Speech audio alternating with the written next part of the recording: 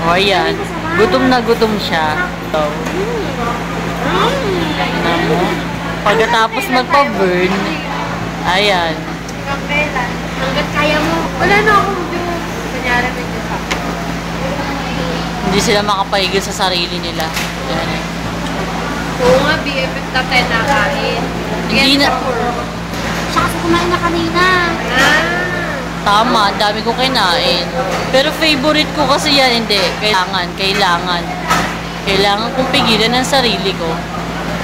Tapos, tomorrow ako kakain ng madami. Eh, si Ari.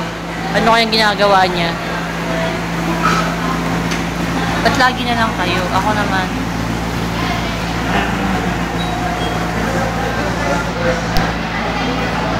Nasaan na yung laman?